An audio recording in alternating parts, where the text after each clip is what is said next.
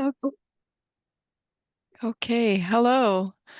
I'm Paula Morrison, and I'm currently a practice lead from the research department at Interior Health. My role is focused on knowledge transformation in long-term care and seniors care, and I'm grateful to be part of the Embrace Aging Committee, organizing committee. I'd like to welcome Gabi from Family Caregivers of BC. And Stacy, who's here to support in this presentation. I'd like to start with a land acknowledgement and give you a little bit of information about OkanaganEmbraceAging.com. We'd like to respectfully acknowledge the Interior Health is situated on the traditional, ancestral, and unceded territories of the Syilx Okanagan Nation.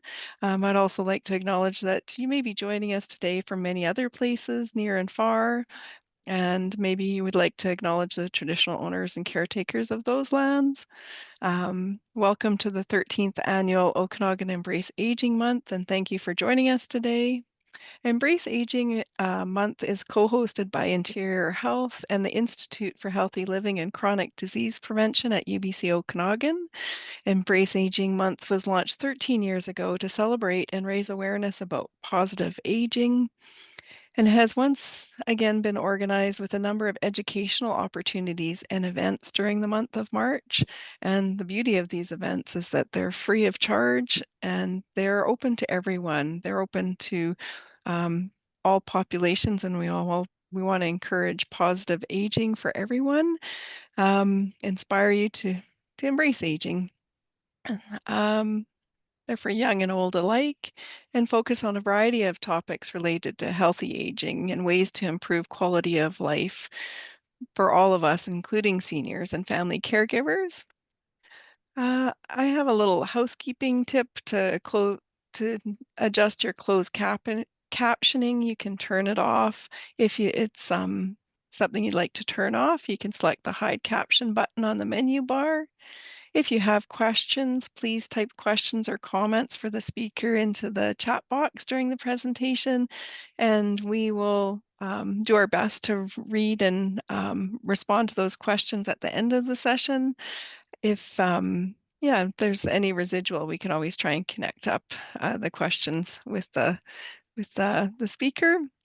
And we also encourage you to provide feedback for this event at the end. We'll send out, invite you to complete the survey that will be emailed to you. And I wanted to say that today's event is brought to you with the support of Embrace Aging Month. And the topic today of this session is taking care of yourself, self-compassion for caregivers. Our speaker, welcome, is Gabi Townsend, Caregiver Support Group Facilitator and Caregiver Ambassador for Family Caregivers of BC. So welcome, Gabi. Thank you for being here. Oh, thank you. It's my pleasure. So I can hand the mic over to you and know that you can take the presentation. All right. Thanks, Paula.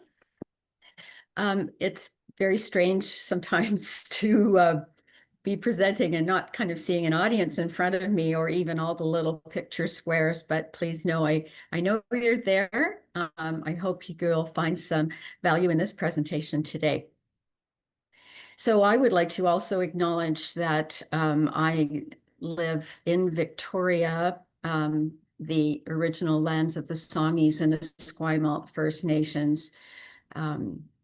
And this is also the home of the Family Caregivers of BC office. And we are proud to live here and share the land with the Lekwungen speaking peoples. So it's great to be here on the Embrace Aging events because nearly 1 in 5 Canadians are over the age of 65 who are doing caregiving. 5% of caregivers are actually over the age of 75. And most older Canadians, age 50 and older, say they plan on supporting themselves to live safely and independently in their own homes. And the older we get, the more that desire is is pretty strong in us. But that's only possible if we have caregivers. And so today, we're going to talk about how caregivers can support themselves in order to stay vibrant and engaged for the long haul. So let me start by introducing Family Caregivers of BC. We're a not-for-profit organization that's dedicated 100% to the well-being of family caregivers. And our mission is simple, but I think powerful, and it's to support the people who support others. We've been doing this work since about 1989, walking alongside of caregivers, listening to their needs, creating pathways to resources and connection. There are three pillars under which we organize our work: caregiver support, collaboration, and education and engagement. So we're here to make caregiving a more visible and more valued in the community and within healthcare, and to better support those doing the care. We're also proudly the home of Caregiver RX, and RX is kind of a short form in the medical world for prescription, which is our innovative model designed to make health systems more caregiver friendly.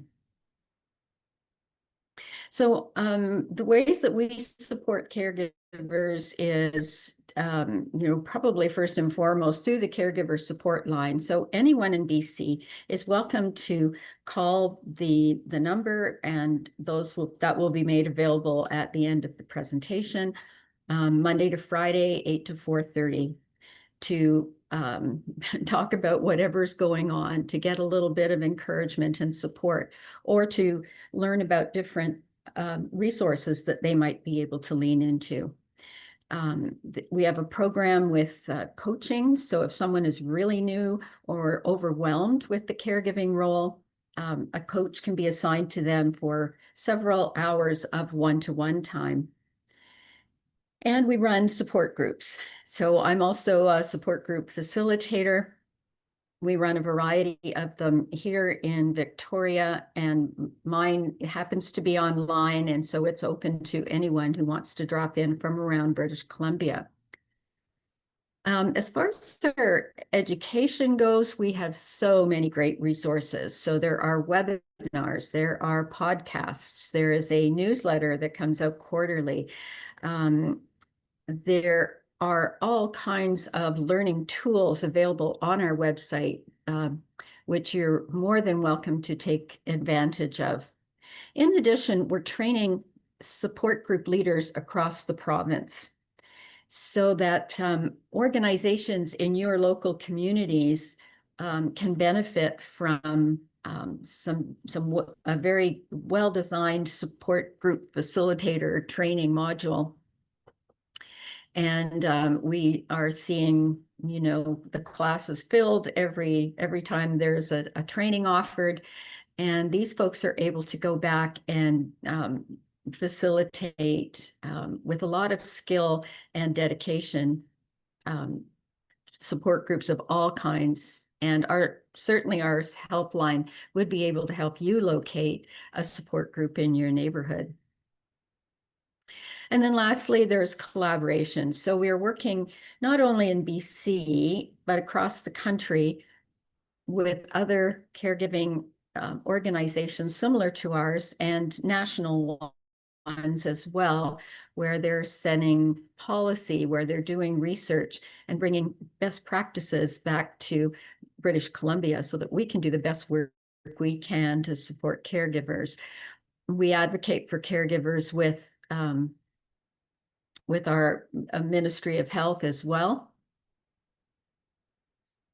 and participate with them as collaborators. So not only as funding partners, but as collaborators in how we can include the needs of caregivers into the health system.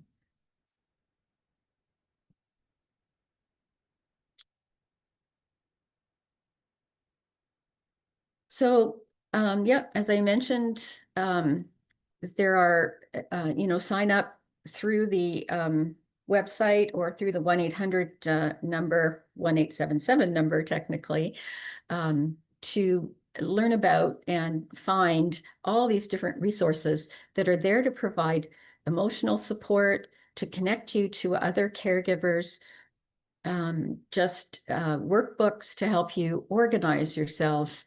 And I think we all know that, yes, organization is tough to do, but once a plan is in place, it can make the role move much more smoothly. I am constantly amazed at how powerful the support groups are, that even in an online virtual format, we still can create a very safe and confidential space for people to say the really hard things that they're going through with their caregiving role. People can express anger, frustration, tears, and laughter as well. But they always leave the group saying, I'm just so glad I could talk to somebody who understood. I'm just so glad everyone can hear what I have to say. And that really relieved my burden for the day. So I highly recommend the peer support that you get from a support group along the journey. I just had a message that my internet's a bit unstable. Is everything coming through okay, Paula? It is a little bit um, choppy. So if you, Would it be distracting if I turned off my video? I think that with this ability to see the slides, I think turning the video off would be helpful. Okay, everyone, you'll just get to listen to my voice here if I can do, there we are. Better I that can you turn can mine hear off me. too. Okay, thanks. Better that you Uh, can hear the material. that's great. Thank you. Yeah, thanks. Okay, so what we know is that caregiving can happen um, overnight. Sometimes, yes, we will be in situations where, as with a child who is born with some disabilities, we are in the caregiving role from day one. Sometimes it happens very suddenly, the onset of a stroke or a discovery of a cancer. And we wouldn't choose the caregiving role, and we certainly didn't get trained for it, but it does become part of our lives. It's a very up and down roller coaster kind of road, which is how it's described often in our support groups. And people do feel often very exhausted physically and emotionally. And yet, it can be one of the greatest experiences that we go through, that to have a very deep and intimate connection with somebody that we're caring for is also part of the journey. So emotions are all over the place, and that is really, really normal. So when we talk about self-care today, it's not to diminish those hard parts. We're definitely acknowledging the challenges and walking beside people as they work through those. But it's also, we're here to help you find ways to keep going without losing yourself in the process. So you might relate to some of these 6 items in your own caregiving world. It's not a wonder that caregivers experience chronic health conditions themselves at twice the rate of the general population. When I worked at the Alzheimer's Society, there was a statistic that about 1/3 of caregivers would pass away before the person they were caring for. And that's how significantly stress can affect us. Even with deep commitment, many caregivers feel their efforts are too often taken for granted by the um, family, by the system in general, and sometimes even by the person receiving care. So this can leave caregivers feeling unseen and alone in all the responsibilities that they carry. And they're also needing to advocate for themselves as well as the person they're caring for. So what we see is just sometimes for some it is extending to helping with all kinds of personal care, right? The bathing, the toileting, the, the dressing, the shaving.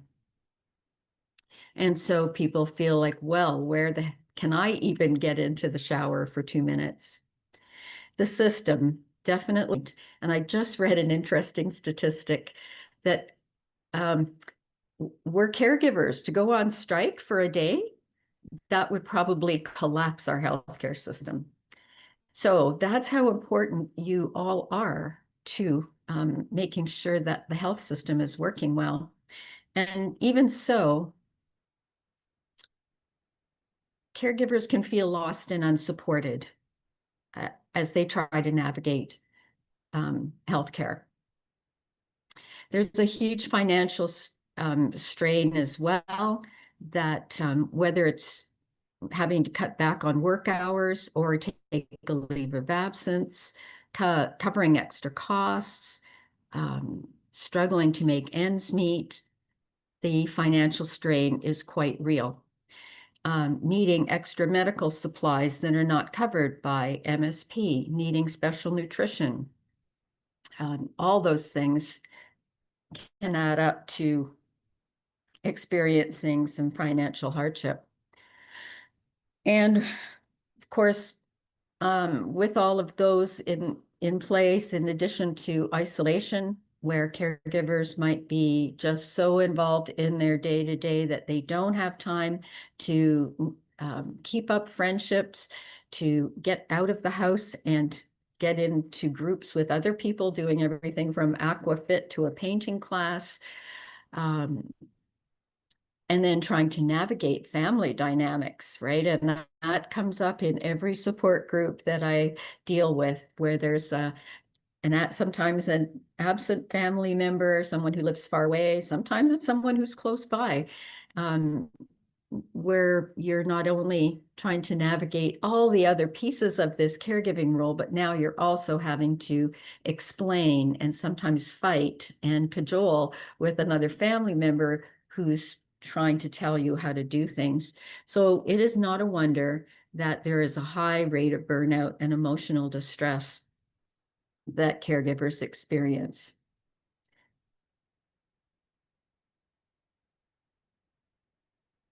And again, you might take a minute to read through this list of 10 items and recognize and count to yourself how many of them apply to you.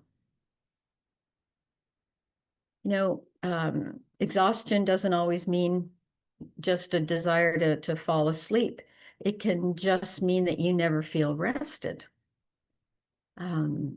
Social withdrawal can be, having to give up on your weekly aquafit class, or not being able to join a friend for a coffee and a walk because you're just too drained.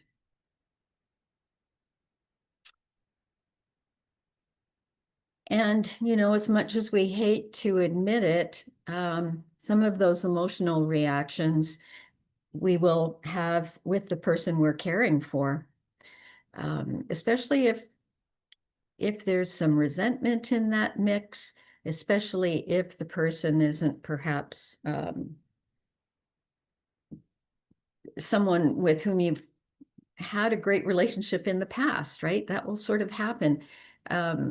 Marriages don't do all that well, and then one of the partners gets sick, and then that's your role now, is caring for that person, and that can be very stressful as well. And you could find yourself, even though you have the best of intentions, breaking down, crying and yelling even at that person. And then that adds to feelings of guilt. And that's not helpful to anyone.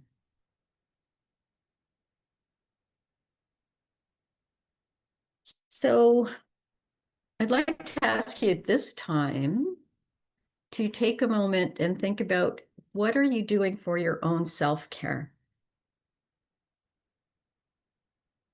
How resilient do you feel? Are you able to bounce back after having a bad moment? Are you able to sort of feel strong again if your past day has been very stressful? Where do you turn for your support? And what is it that you need? These are important questions to spend a bit of time with, even right now. And if you have a pen and paper with you, to maybe jot a couple of thoughts down here about these questions. Pause, reflect, and notice where you're at. And it's not about judging. Please don't take it in that way. It is really about self-awareness. These questions encourage you to become aware of yourself, and that's the foundation for change.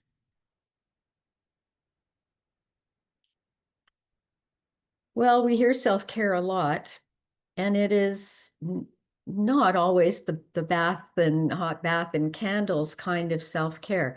It is intentional actions that you take to protect your physical, emotional, mental, social, and spiritual well-being. It's about preserving your energy so that you can continue to care for yourself and for the others. Often we think taking time for ourselves makes us a bad caregiver, but in reality, it's what allows you to keep caregiving. So often the question comes up in between caregivers, not coming from me as facilitator, asking if something happened to you, then who's there to look after the person that you're looking after right now? It's a hard question, but if you're not there, if you yourself are in hospital or receiving treatment, and you're not there to manage and supervise and engage in the act of caregiving for someone who's going to be doing it. So it is not selfish at all. It is essential. Oh, sorry about that. It's sometimes just standing on your deck or your patio and taking 5 deep breaths of cool, fresh air. Sometimes it's just making a call to a friend. Sometimes it's maybe the ability to just walk around the yard and look at what's growing, what's starting to come out. It's springtime. What flowers do you see? What leaves are unfolding? Are the birds back in your neighborhood? It doesn't have to be tremendously big. It doesn't have to be something super well organized.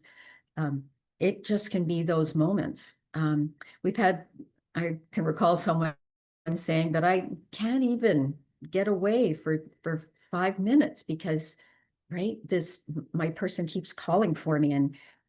And I had said at the time, so do you get to go to the bathroom? And she said, well, yes, of course, that I can do. So it said, well, can you take 2 minutes in the bathroom, right? To splash cold water on your face, to put a little bit of lipstick on, or to do those deep breathing exercises. I know when I worked with the Alzheimer's Society, I had a caregiver say to me once, sometimes when I go to the bathroom, I bury my face in a towel and I just have a really good scream. Nobody else can hear, but boy, did that take away my stress. So it can be as small as those kinds of little actions that can be very helpful in terms of self-care.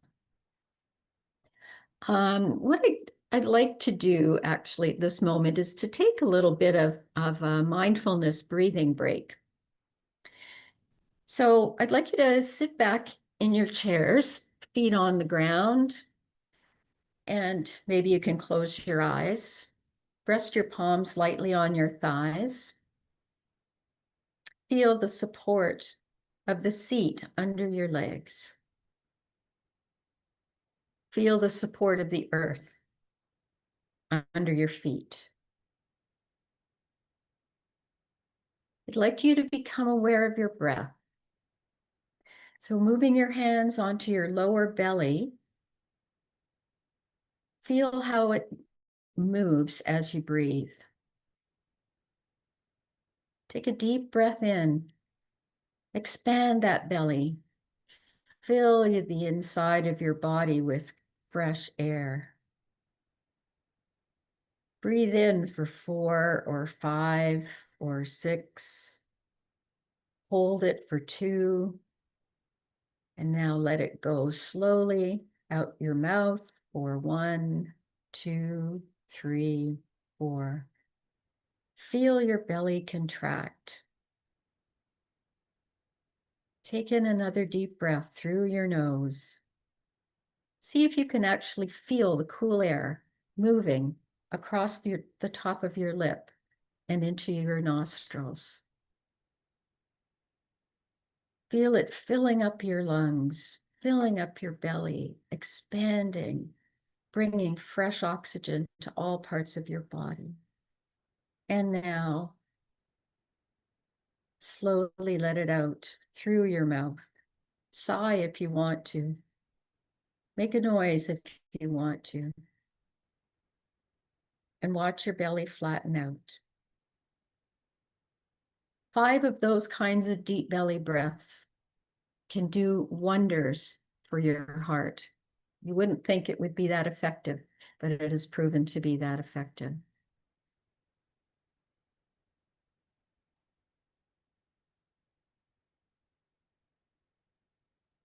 So we can think about ourselves as a battery, right? And we've probably seen this icon showing up on our phones or computers.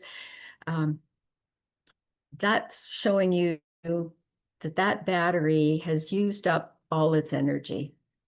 It has drained itself out, trying to support you as you're doing whatever you need to do on that phone or on that computer.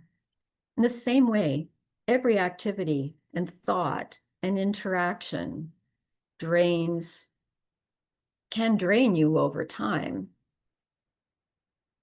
And so it's very helpful to us to think about what it is that drains our energy. What activities I think sometimes for me, it's emptying the dishwasher. It's as simple as emptying the dishwasher. And I think to myself, that's not a big project, but I don't know. I hate emptying the dishwasher. And so the whole time I'm doing it, I'm resenting it. And I think that that is depleting my energy faster than if I would just accept it as a task to do, get done with it, and get on to something more pleasurable. For you, perhaps it is cajoling your person with dementia to try to take a bath or to have a sponge bath or to wash their hair. That is not an easy task. I've been there with my mom, and it takes a lot of personal energy to cajole and to reassure and to encourage. And that can take a 5-minute or 10-minute task into an hour-long activity.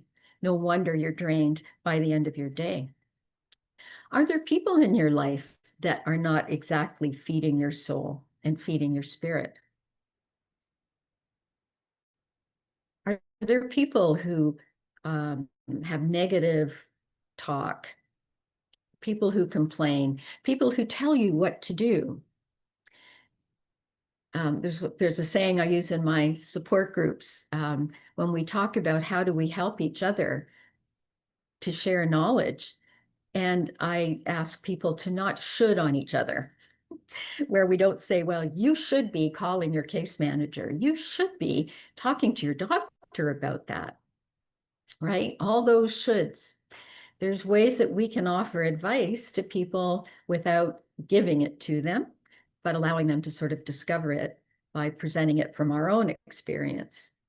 When I had that problem, I found my case manager had all kinds of resources to share with me about that. So that's a much more enlivening, let's say, conversation than someone who is telling you what to do all the time. And yeah, the negative self-talk is also kind of a hidden danger. If we are telling ourselves that we're not good enough somehow, that we made a mistake, we didn't choose the right path, we didn't talk to the doctor very politely, we must be horrible people, that kind of negative self-talk can deplete your battery of energy very, very quickly. But on the positive side, when we get those depleted batteries, we can plug them into a little machine and they start getting little bits of juice, right? And becoming green. And it's so, in our analogy here, is thinking about what recharges your battery. What activities bring you energy? Who in your world lifts you up? Perhaps there's a family member who's always interested, who's always asking how you're doing in this journey, who makes an effort to bring over a meal or to take you out for a walk, or to take the person you're caring for out to their next appointment, leaving you with an hour of quiet at home. Sometimes just having that hour of quiet at home is also a really restorative practice. And if you wanted to nap, if you wanted to exercise, if you wanted to sit with a tea and a book you haven't picked up in a while, what a gift that is to you. And those are the little activities that can recharge your battery. And if you can, find that mental energy to shift from, I must be a bad person, to, I'm doing the best I can in something I don't know very much about. Being able to shift those negative messages that we put into ourselves can go a long way to creating a place of at least calm and gratitude. Now, it's not like you're going to eliminate all the stressors, absolutely not. But can you find the things that nurture you to help balance off a life that is filled with way too many difficult and sad activities?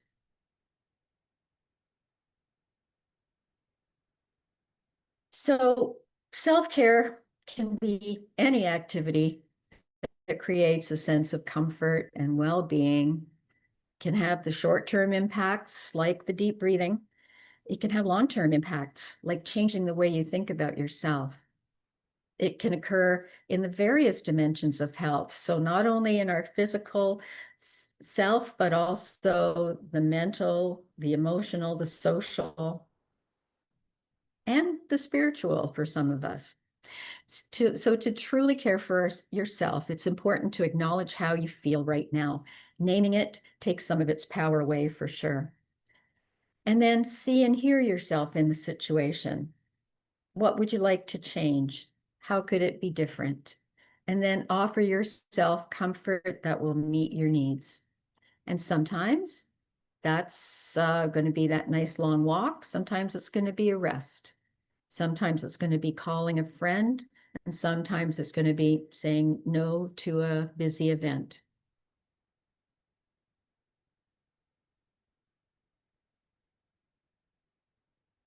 So that self-awareness is about knowing your internal state, knowing what it is that makes you happy, knowing what it is that makes you angry,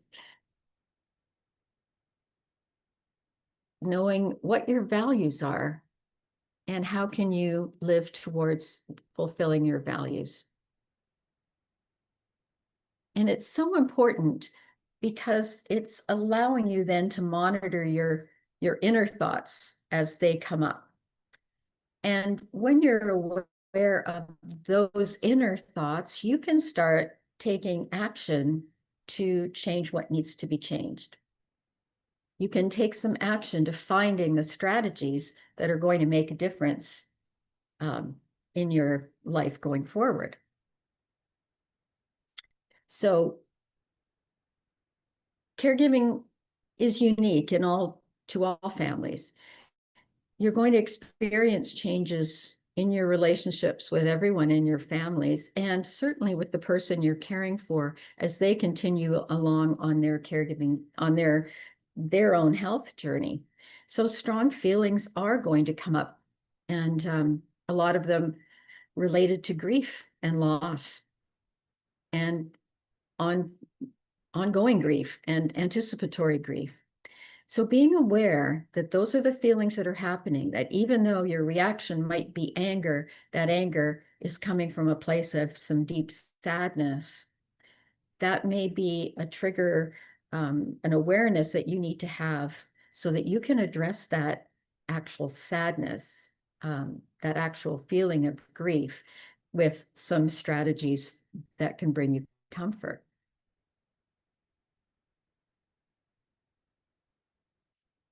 Now, self-compassion means treating yourself with the same kindness you would show to a friend. Self-compassion leads to increasing feelings of happiness, gratitude, and optimism. It's linked to better coping and resilience in the face of demanding life situations, like caring for someone else. For caregivers, it leads to more satisfaction in the caregiving role and decreases the chances of burnout. It doesn't mean that the challenges will go away, but you're going to meet those challenges with more empathy for yourself. And it looks like something like saying to yourself, this is hard right now. It's only natural that I feel sad, or that I feel grief, or that I feel sadness. You know what? Anyone in this situation would feel the same, and they do. You're not alone in this. These emotions, these experiences are very normal part of being a caregiver. And so if you think about how you might talk to a friend who's experiencing some difficulties in their role, you'd probably be saying those same things to them. Well, anybody having to do what you're doing would find this exhausting. But for ourselves, we tend to push ourselves and push ourselves. And as we talked about earlier, when we become isolated because of the demands of caregiving, there may be nobody around to give us that external perspective on what we're doing and who we are. And so we have to depend on ourselves to find that compassion for ourselves, within ourselves, and acknowledge that this is really hard right now, and you're doing the best that you can.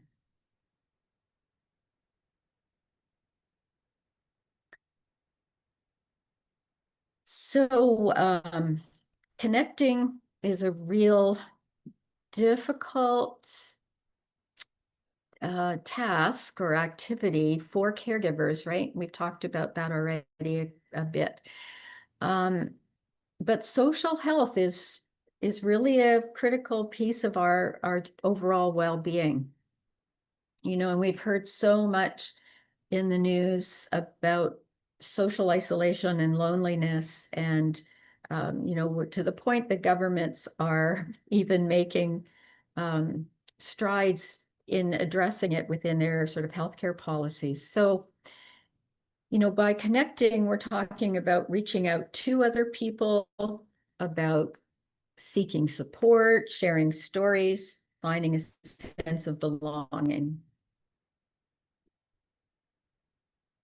What do you do with those feelings of resentment or frustration or overwhelm if you haven't got anyone to talk to, right? They will tend to raise our stress level, and that eats away at our bodies and at our hearts and souls. So to find someone that you can be honest with, who won't judge you, is really important. That's one of the reasons I think our support groups are so successful too, is that people don't feel judged. They know that they've felt the same things and that it seems to be quite normal in the realm of being a family caregiver. So at a support group, you can say the hard things and no one is going to judge that. Sharing the reality of the journey with someone else can be really a great relief. And again, we hear that message coming out of our support groups every single week. It helps you to be more gentle with yourself. And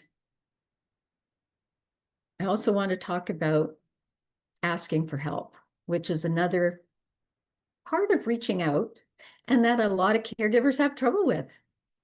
Asking for help is a strength, not a weakness. I think we've been brought up a bit with a bit of a warped sense of what it means to be independent.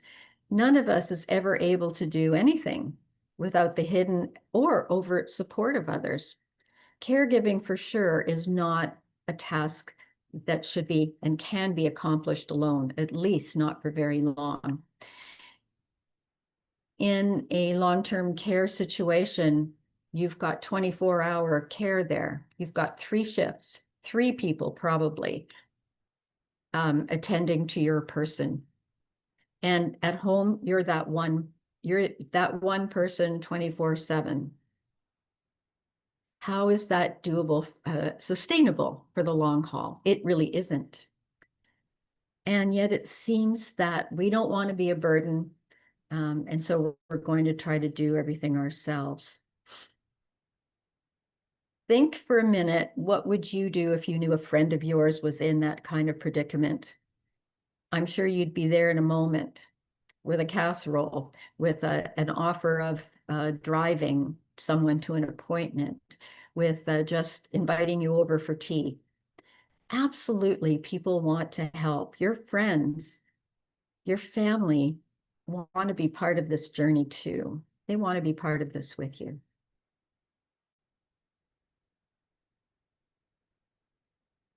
So you are more than welcome to attend any family caregiver support groups wherever they are. And of course, other seniors organizations, recreation centers, hospices, palliative care organizations, newcomer organizations throughout British Columbia have or know where there are caregiver support groups.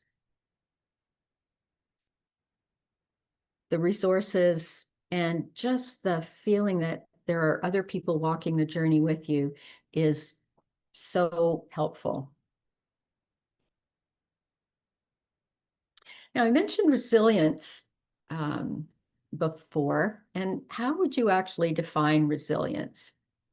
Well, it's how we adapt to stress in a healthy way.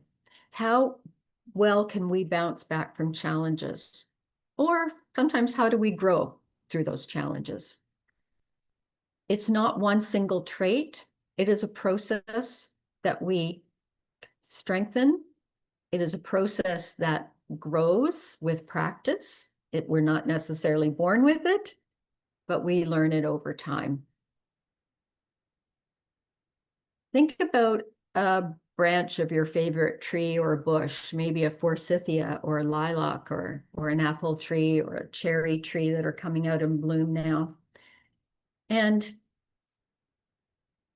I think some areas in BC have seen some snow this week. So, we've got these beautiful arching branches with yellow flowers starting to come out, the forsythia branches, for example.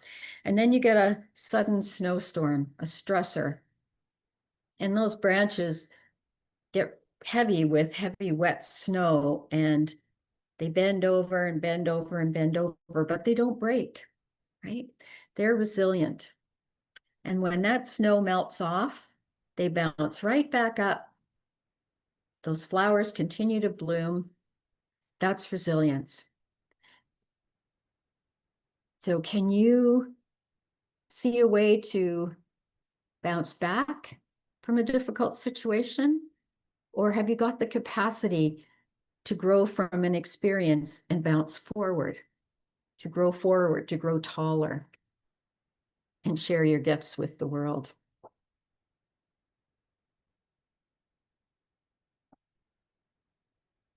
So can you find those micro moments of joy? I think on the internet, there's probably, if you typed in 5-minute activities to do in the middle of stress, you would come up with a list of all kinds of them. And I challenge you to do that. It's a perfect question to call the Family Caregivers Support Line. What are those little moments and little things that I can do for myself? And I love how this slide says, become a bathroom meditation master. So kind of harkens back to my earlier story about, everyone has to go to the bathroom. So is that the moment where you're going to do some deep breathing or have some soothing kind of essential oil in there that infuses your bathroom with a little bit of lavender scent or something that is rosemary, something that is maybe a bit energizing for you. That is enough to shift your energy. Even those, we did that little bit of deep breathing, right? 5 deep breaths like that change the constituency of your blood and how your blood goes through your heart. It's a bit physiological. I shouldn't pretend I know that what I'm talking about there, but I know that it is incredibly powerful. Now, one of the exercises that you might want to do is create this wheel for yourself. And you divide the wheel into sort of the 5 aspects of well-being: physical, psychological or emotional, social, intellectual, and spiritual. When a wheel is nicely balanced and all the materials are, everything has its place and the wheel is nice and full, you can imagine that wheel rolling down the sidewalk without any wobbling. But if any of those areas are less than full, you're going to start getting a pretty bumpy ride happening, aren't you? Right? And if 1 or 2 or 3 of them are less than full, you're going to wobble a whole lot on that ride. So it's really important that we attend to each of these different dimensions of health and try to build in some activities that will help keep those segments full. So in the physical realm, we're talking about sleep, exercise, what we eat, any other wellness practices that we do. In the psychological or emotional side, there's journaling, there's support groups, there's counseling. There's also immersing ourselves in some of the activities that we love, like singing or painting, sewing, maybe that walk in nature, having a gratitude practice. So there's many different ways that we can strengthen our emotional side. And our social piece of the pie is where you would think about, are you spending time with friends or have you been neglecting them? Or are they neglecting you? Are there so part of? And can you create a support network? Who's on the medical team? I see my connection is a bit unstable again. I hope my volume's coming through okay. On the intellectual side, are you doing some meditation? Do you have some prayer activities? Are you still reading? Are you learning about the illness or disease process? What kinds of things are keeping your mind active? And on the spiritual side, again, is there meditation or prayer? is there gratitude and something lovely called practicing awe. Taking time to watch a bird pulling worms, to watch a new tulip coming out of the ground,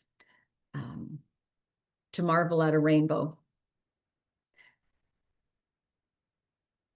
So there's ways that you can help yourself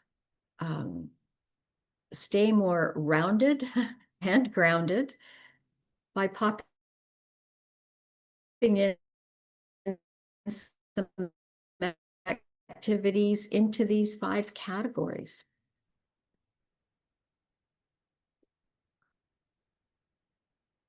How to take action when it feels like there just isn't enough time in the day. So much of caregiving requires that your needs are placed on the back burner. But at the same time, you have needs as well. When was the last time someone asked you what you needed? It's really important for you to be able to identify and advocate for your own needs. Caregiving inevitably involves effort and self-sacrifice, but when caregivers consistently neglect their own needs, they risk developing or exacerbating their own health issues. And I pose the question to you again, if you became ill, what would happen to the person you're caring for?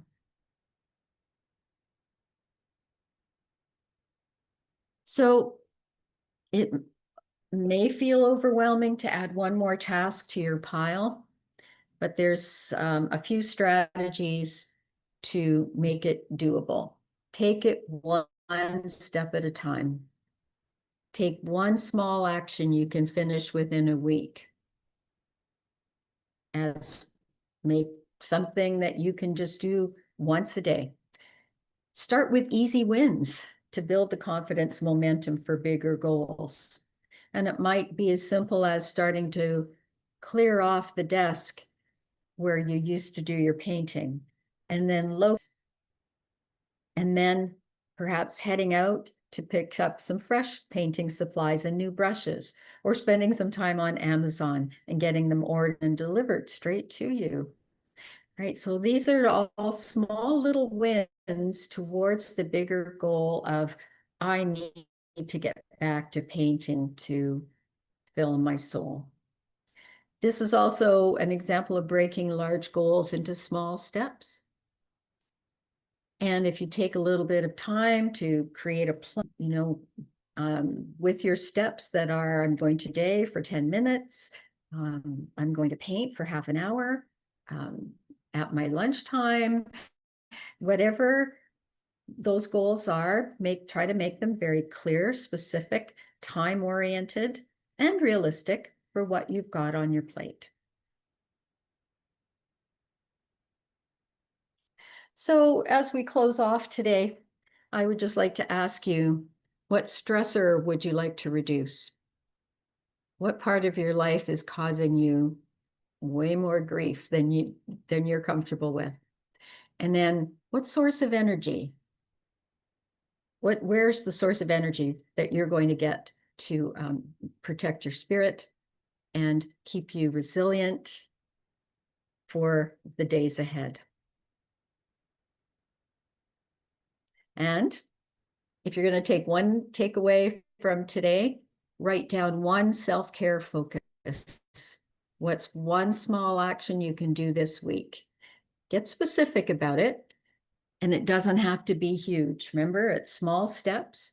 Or as I've learned in another workshop program that I'm taking, it's better, not perfect, that matters.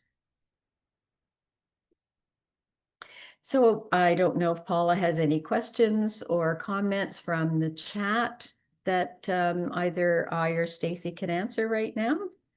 Not yet, that I'm seeing. I'm really appreciate what you've shared, though.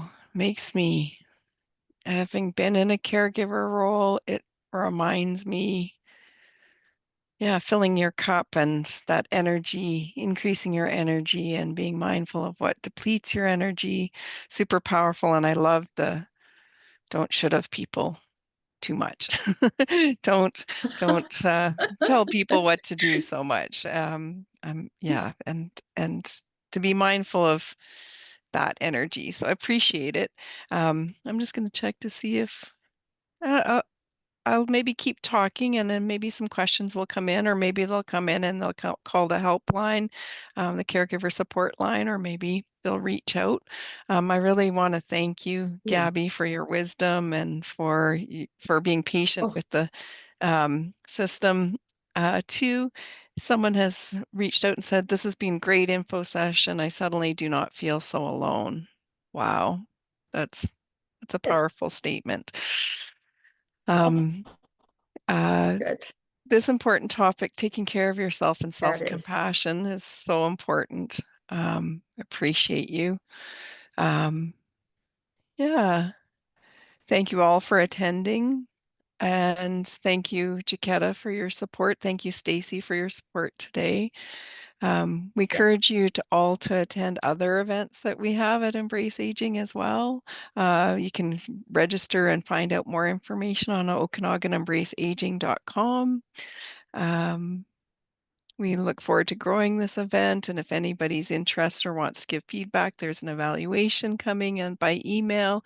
And we also have, I know it can be a lot of information for people sometimes, but we also have, there's also a YouTube Mhm. channel that you can to follow up and see this presentation.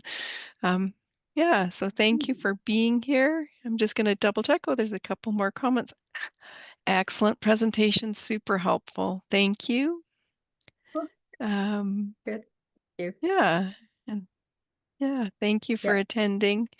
And um, and someone else said thank you, very helpful info.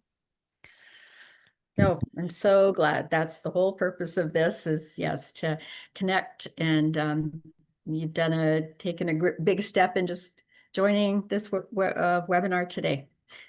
So you can grab the 1877 number there off the screen and tuck that away somewhere special. So thanks so much for your attention. Thanks for inviting us. Thank you for presenting. We really appreciate it.